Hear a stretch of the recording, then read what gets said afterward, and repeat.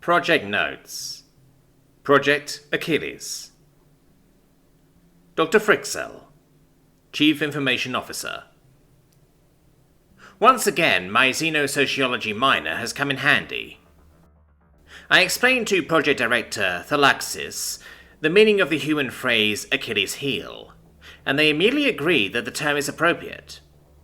However, in keeping with standard naming conventions, we shortened the project name to only one word: Achilles. Day 1.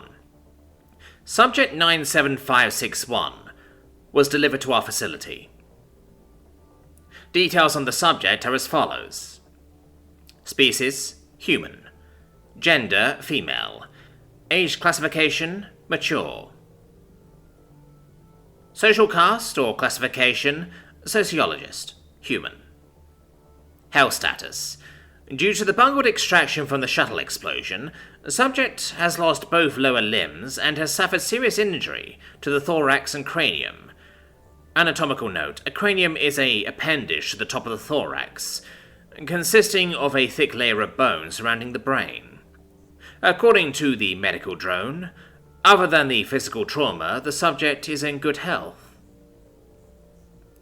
Due to the aforementioned injuries, the project is on hold until the subject's mental condition can be stabilized. Day 15. I have not recorded any notes for days 2 through 14, as the subject was unconscious the entire time. Detailed medical records are irrelevant to this project. Subject 97561 gained consciousness briefly. I was not present, but the medical drone assured the subject that we were doing everything in our power to restore her health. Day 16. Subject 97561 was awake for several hours today. I introduced myself. She had many questions about the shuttle explosion.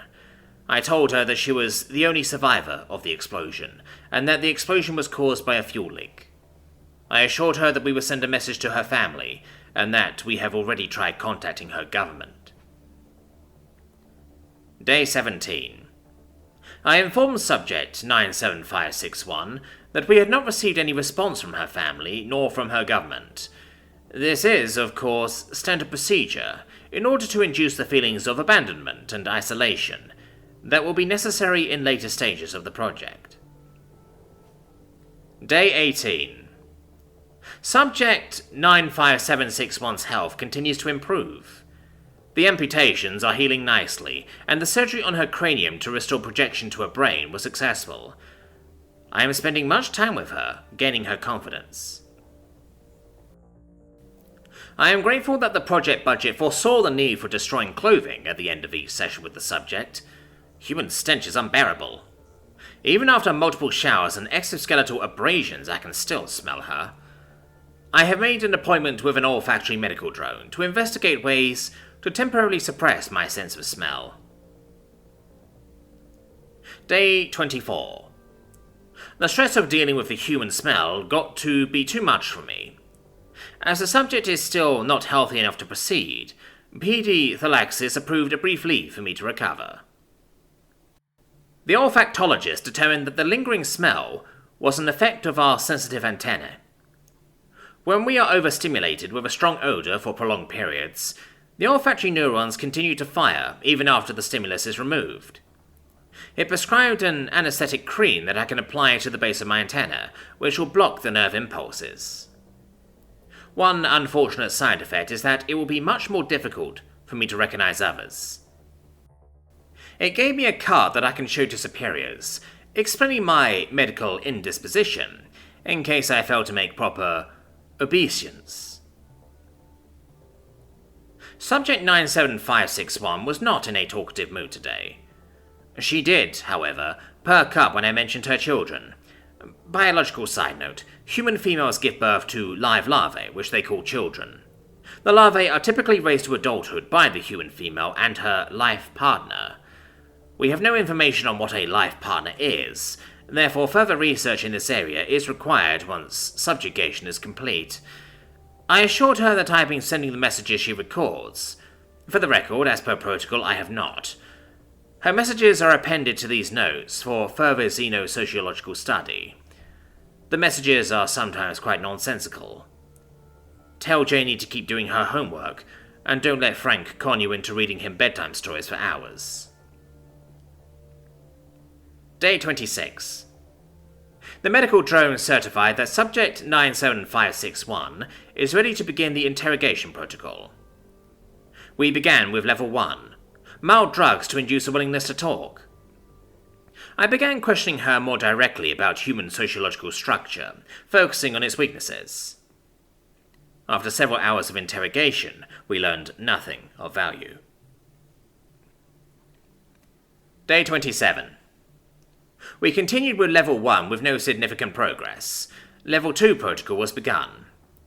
It is beginning to appear that the human weak point may be the way in which they rear their young.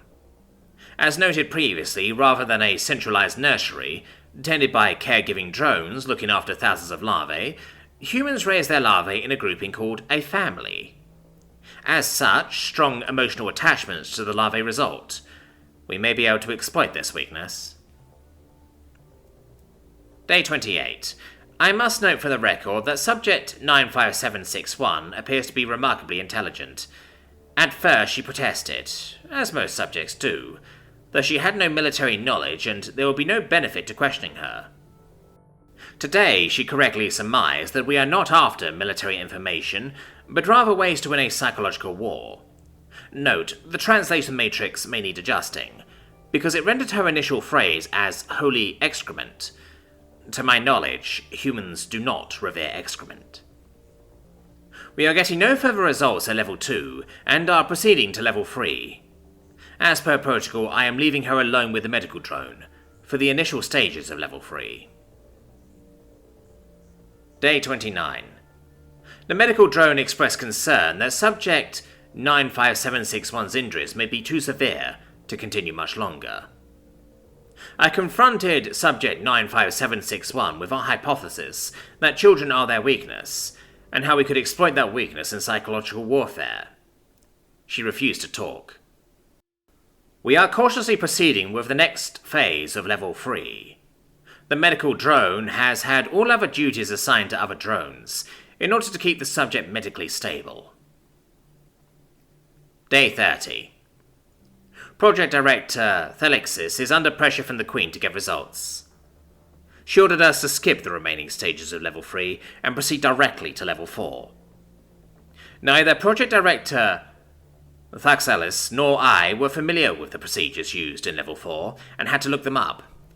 I am still shaking from the description. The medical drone only agreed to proceed after we told it that the orders came from the Queen.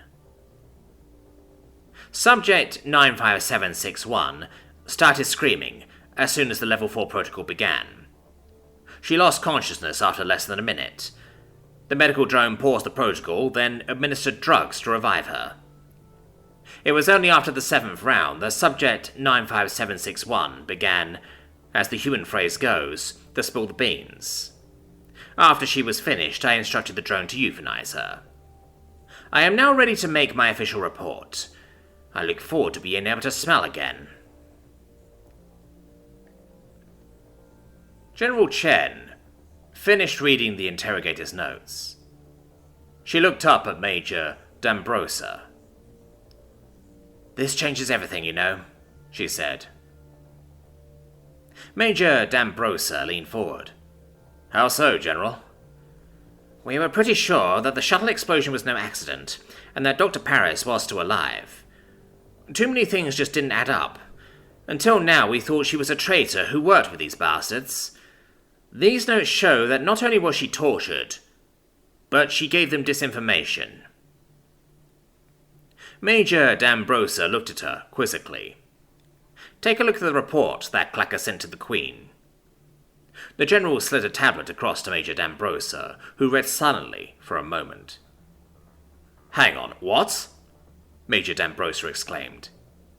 "It is our conclusion that this unnatural emotional attachment that humans feel for their larvae will immobilize them, if not outright destabilize them emotionally, when their larvae die. We recommend that the first attack wave should destroy as many of their larvae as possible, and ensure that video broadcasts of the extermination are sent to as many humans as possible. Major DaCosta looked at the General in astonishment. Those broadcasts swamped the enlistment centers. People couldn't sign up fast enough.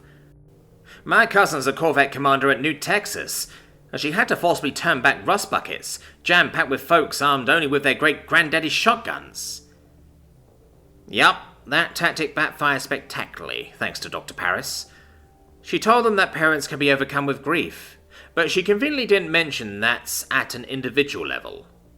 How we react as a society when our children die is completely different. She was a sociologist. There's no way that omission was accidental. I've seen analysis of their torture levels. Level 3 is effective against 99.92% of all known species, and she fed them that lie under Level 4. General Chen swiveled her chair around and looked out the window at the devastated world the humans now occupied. Those bastards lost the war before they launched their first ship.